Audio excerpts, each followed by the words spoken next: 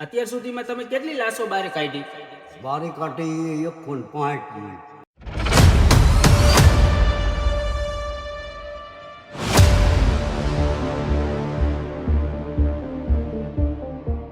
નમસ્કાર મિત્રો, હળવદના ધબકાર પ્લેટફોર્મ પર આપ સર્વનું હાર્દિક સ્વાગત છે.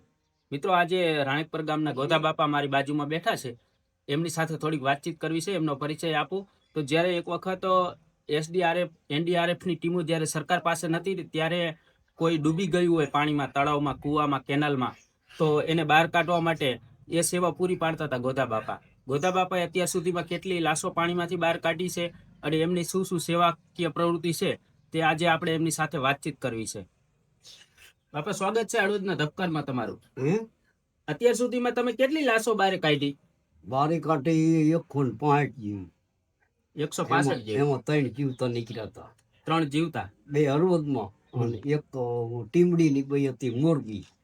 બાકી બધા આપણે અહીંયા પોગી ત્યાં લગી તો હોય રે નહીં, મળતા નીકળે. પાણીમાં પડ્યા પછી તમને બોલાવા આવે બધા, એવું ને? હવે ત્યાં લગી થોડું જીવે. હા, જીવે તો નહીં. એટલે આપણે તેનો મુદ્દો જ કાઢવાનો હોય કે આ ભાઈ એ આ મોરબી એક લવાણા જણ હતો, આપણે જોતા પુલે. જોતા પુલ મોરબી. હા, હા. ન્યાય રાજકોટ વાળા મતતા. અહીંયા તો પાણાની ખૂપમાં અટકે કે હમ. હા, પછી બાઈકમાં જઈને મેં કીધું જોયું અહીં મને તેડી ગયા. અમે થોડાક મોડા પડી ગયા. પછી અમે બેઠા. મેં કીધું આવડા નથી લેવાઈ ગયો ખૂબ. હા. પછી એનો સાહેબ હતો એ રાજકોટ વાળાનો. મેં કીધું આ સાહેબ ને હાકરો અહીં. સાહેબ ને કીધું સાહેબ કે કાં? મેં કીધું મારે 5 ડૂબકી દેવી છે. આ તમારા લબાસા બધે બારા કાઢી લો. હા. આ બધો પડખામાં એનો તમારે ક્યાંય લાગી જાય તો આવો ડોસો કાઢે. હા. એટલે ઈવડાઈને બધાને હકેલાઈને એક ડોહો અહીંયા બેઠો તો લુગડા ધોતો. મેં કીધું બાપા તમને ખાસ ખબર છે ત્યાં પીડ્યો કે આ પુલ આમ છે ને અહીંયાથી કે આ ધૂપો દીધો. પીધા પછી બાર જ ન થયો. હા. એક ને બીજી ડૂબકી દીધી ને તો તૂટ્યું. 2 સિપાહીનું આમ ને વચ્ચે પડેલું આમ. જઈને કાઢીને કાઢ્યો બારો કાઢી. આ તમારો જણ. પછી એ બધા ઠોલા ને બોલા કેટલા હતા. પછી મેં કીધું દવાખાને આવું છો તો કામ હોય તો, બાકી હું આ લાઈશ જે મેં કાઢું હું ને એ હું દવાખાને બહુ ન લઈ જાઉં દેતો, સંસ્થાને જ લઈ જાઉં. ઘર ધણીને હેરાન કરે નકામાં. કે ના ના, જમાનામાં એવું બધું હતું પેલા. એ કે ઉપાધિ કઈ નહીં તમ તાર. આવું હોય ભલે ન આવું હોય તો તમ તાર કઈ નહીં. તમને જે થાય કહો તમારું. મેં કીધું હું પૈસા લાઈશ ને નથી લેતો. મારું કામ જે હોય ને ભગવાન માતાજીનું જે પ્રસાદી કાઢું એ જ લઉં. બાકી લાશ ને નથી લેતો. તમે શરૂઆતમાં તમને યાદ છે પહેલી લાશ ક્યાં કાઢી? એ પાછું એ હું યાદ ન આવ્યું. 50-60 વર્ષથી કાઢું. બરાબર. અત્યારે તમારે કેટલા વર્ષ થયા? અત્યારે મારા લગભગ 80 ઉપર 82 વર્ષ. હા. પછી લાશ સિવાયની બીજી કોઈ વસ્તુ પાણીમાંથી બહાર? પાણીમાં મોટું મશીન નહીં તો કઈ તૂટો જ નહીં. ક્યાં ત્યાં સુધી તમને આમ લઈ ગયેલા પાણીમાં? એ ખાતરી કરવી હોય તો જો આમ રાજકોટ હોઈએ, આમ કચ્છમાં કટારિયા ગામ છે અહીંયા હોઈએ, અને આમ અમદાવાદ હોઈએ. અમદાવાદ ગયો તો લગભગ 45 વર્ષથી હારી પર. હા. અહીંયા શું કોણ મળી ગયું હતું? એમાં કાંકરિયા તલાવમાં એક જણ હતો. હા. એ 2 દી નીકળ્યો કાઢ્યો હતો. હા. અમુક ઝારામ ભરી જાય ને એ નો ઉપર આવે. નકર 24 કલાક લાઈટ બારી જ આવતી રહે. હા. પણ અમુક ભરી જાય ને પછી નો આવી શકે. ગોધા બાપા, તમે જે આ સેવા આપો પાણીમાં લાશો કાઢવાની, તો અગાઉ તમારા પરિવારમાંથી કોઈ દાદા કે પપ્પા કોઈ કઈ? હા, પેલા મારા ભજી હતા, જાગા ભજીયા. એટલે એ ગામમાં જૂની વાડીનો કૂવો હતો ને એમાં કઈક ઘડો ગમે પડે ને તો એ કાઢી દેતા. બરાબર. તો તમને ક્યાંથી પછી એવું થયું કે મારે આ કામ કરવું છે? મને અમે કુવામાં નાવા આવતા ને, તલાવમાં નાવા જઈને એકો આખા ગામના છોકરા હોય, એકો હું એકલો હોય. હું કોક તમારે મને એક જણો પકડી લો એટલે હું તમારે મારા દાદા દેવાનો. એકો આખા ગામના છોકરા હોય, એકો હું એકલો હોય. આ ડૂબકી દઉં દીવડે આડાવડો જોવા જાય તો હું તો 250-300 ફૂટ નીકળ્યો હોય ખેટો. બરાબર. અહીંયા ચારે પોગે. એટલે આવી રીતે એવું તો બધું હાલતું જ હોય. ક્યારેક ક્યાં હરીફાઈઓમાં ગયા? સરકાર હરીફાઈમાં ઓલું હોય હરીફાઈમાં એકદમ વટવાણમાં ગયેલો. હા. શું થયું? હરીફાઈ કરીને એમ સાદા વરા થયા. એને બોડીદાર માણસ હતો. કે દાંત કાઢતો. મેં કીધું દાંત ને આમાં એવું ન હોય કે શેરમાં થવા શેર હોય. હા તો મને કે અખતરો કરવો, કીધું અખતરો ન થાય. કે તો મેં કીધું અખતરો નહીં, પણ એક શરત મારા ઘરે તો ઝાઝા પૈસા નથી, પણ આપણે 5 મણ જાયની શરત કરી. જો હું હારી દઉં મારે 5 મણ નાખવી, તું હારી દે તાર નાખવાની. હા બરોબર. પછી અહીંયાથી અમે તલાવ ગયા. 100 રૂપિયા બીજા ધણીને આપી. પછી મેં કીધું બોલ કેટલી હરીફાઈ કરવી, કે હામી મારી પાસે ટેકરી તલાવમાં વચ્ચે હતી. મેં કીધું ટેકરી જેટલી હરીફાઈ ન થાય. કે તો મેં કીધું આ છેડે પડવાનું, હામે છેડે વહી જવાનું, એ પાછું આવતું રહેવાનું, જે જીતી જાય એ લઈ જાય. મને કે થાકી ન થઈ. મેં કીધું તો પૈસા પાછા લઈ દે. કોટરની ઘોડી પાદર હોય એમ ન હાલે. લાંબી લીટમાં જ ખબર પડે. બરોબર. ટૂંકમાં થઈ ગયા પણ માંડમાં જ ન આવે તો ત્યાં એ થડ આવી જાય.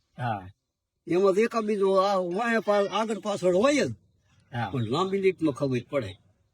પછી લાંબી લીટમાં જોઈ છેલ્લે એમાં એને પછી હરાવી અને ટીપું લઈ, ટીપમાં એને કીધું લઈ આવો હવે જઈ.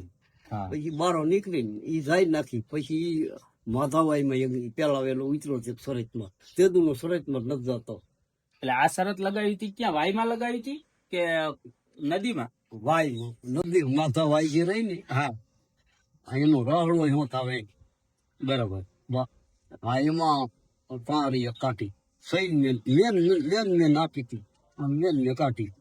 હા કઈક તમે હમણાં વાત કરતા હતા આર્મી નું મશીન ગન કુવામાંથી કાઢ્યું હતું. હા એ મિલિટરી વાળાનું. એ ક્યાં કણ?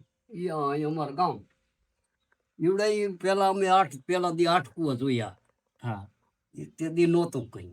પછી મેં કીધા અમે ઓલા મિલિટરી વાળા હાથી માથી હાકીને બધું ખેડી નાખ્યું હતું. હા પછી છેલ્લે હે ને ઓલા ફરીને પાછા બીજા દી આવ્યા મિલિટરી વાળા. મને કે આમાં અને એ બોલે હું કઈ સમજું નહીં. હા હિન્દી ભાષા બોલતા હશે. હિન્દી તો સમજાય તોય. પછી આ જાય ને મેં કીધું મારે જોયેલા જ કુવા જોવા હે, નહીં આમાં રાતના ફરીને નાખી ગયા હોય તો.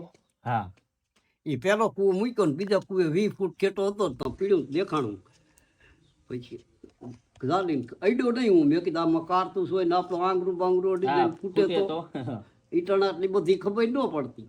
પછી ઝાલીને ખંભામાં નાખીને બહાર કાઢીને મિલિટરી વાળા માજ્યા બાવડા ઝાલીને. પછી છેલ્લે મને કે આ તમે પૈસા કેટલા દેવાના? મેં કીધું આશીર્વાદ. હા સમજ્યા? અને તમને ઈચ્છા હોય દો.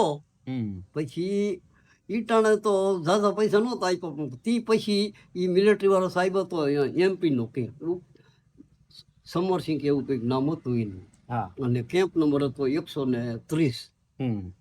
પછી પેલા વખત આયા 4000 રૂપિયા. બીજી વખત આપ્યા હતા કંઈક 5000 જેવા.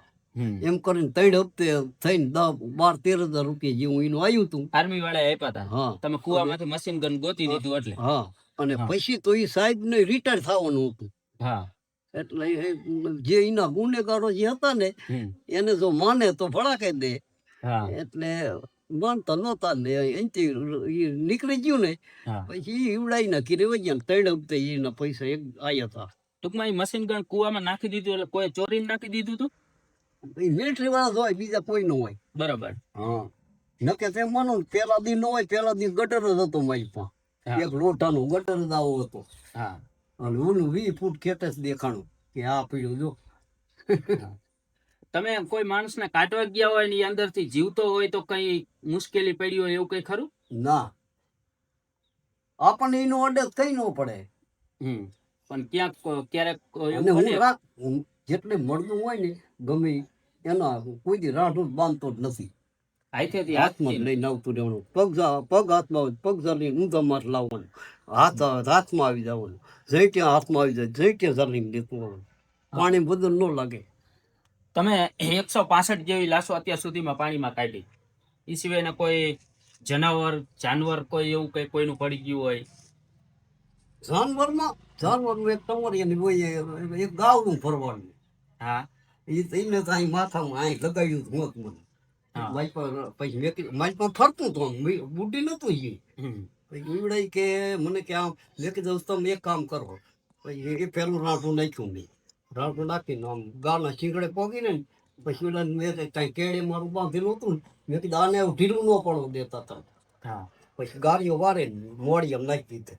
હા મોડિયામાં નાખીને ખેતો પછી હા. આવા ઢોરાનો આવો 4 પગ આમ અધર થઈ ગયું પછી કઈ ન કરી શકે. હા પછી માયપા હવે કીધા મારું રાંઢો આવે તો હમ. પછી ઉતારી અને હરખી ગાને બાંધીને ઓલો મોડિયો છોડી વળ્યો અને પછી કાયટા ભેગો થી ગા રાંઢું છોડવા ન દીધી ને જઈ કઈ ઘા.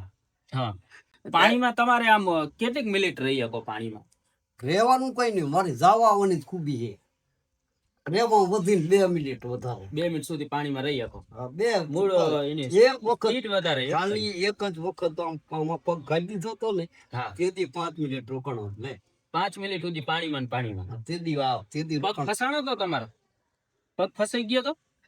એટલે આ હાંસકો મારીને સોડા કાઢી નાખ્યા તાઈ. હા પગ નીકળી ગયો ત્યારે તો ગાધા વાળા થયા. મારા બાપા જીવતા પછી મેં કીધું ત્યાં લાવો પૈસા. ચારે ભાઈ આગળ પૈસા ઉઘરાવીને નિવેદ ચાલુ કર્યો ને તેદુથી અત્યાર સુધીની અંદર હજી મને પાણીનો ટપોરો છે નથી. હમ. માતાજીને પર કાઢું અને કોઈ 25% કાઢવાનું.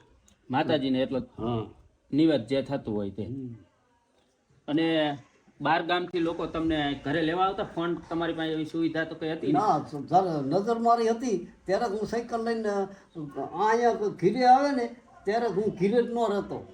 ચઈક ને ચઈક તેડી જાય ને ઓલે આવે. આ ત્યારે ફોન હતા નહીં. દરરોજનું ટૂંકમાં ચાલુ જ હોય ક્યાંક ને ક્યાંક એવું? એ ચિઠ્ઠીઓ દઈને ઘીરે વ્યા જાય પછી બીજા ત્રીજા દી જવું પાછો બરોબર. સાયકલ લઈ. હા એવી રીતે પેલા ક્યાં ફોન હતા. હા પેલા ફોન તો હતા નહીં. આ તમે લાશો કાઢવા જતા હતા તો એના પૈસા લેતા કે સેવા જ કરતા? લાજના પૈસા નથી લીધા મેં. કે પૈસાની સેવા જ હતી ને એક પ્રકાર? સેવા જ કરી અને બાકી આખા પંથકમાં બધા જિલ્લામાં? ભગવાન માતાજીના જે પ્રસાદીના થાય ને એ લેતો બાકી નહીં. બરોબર. ભગવાન માતાજી ઉપર તમને શ્રદ્ધાના કારણે તમે ઊંડા પાણીમાં ગમે ત્યાં ઉતરતા. હમ. એટલે આ બધું હે ને કુદરતી મહેરબાની હે. આમાં હા બરની કામ બરવાળાનું કામ નથી. આવડત જોઈએ. એટલે ખાસ મિત્રો આ હતા રાણીપર ગામના ગોધા બાપા. એમને પાણીમાં જ્યારે મેં પહેલા કીધું એમ કે જ્યારે તરવૈયાઓની ટીમો નથી, એનડીઆરએફ એસટીઆરએફ ટીમો નથી, એ વખતે ગોધા બાપાએ ઘણી વખત ગામો ગામ જેમ કે એમણે કીધું એ પ્રમાણે રાજકોટ, અમદાવાદ સહિતના વિસ્તારમાં ઘણા જિલ્લાઓમાં એમને સેવા આપી છે. અત્યારે ગોધા બાપાની ઉંમર 62 વર્ષ જેટલી છે. એમનું શરીર છે, કદે એમનું જે હાઈટ છે તે પણ નાની છે, પણ એમની કામગીરી છે એ ખૂબ મોટી છે.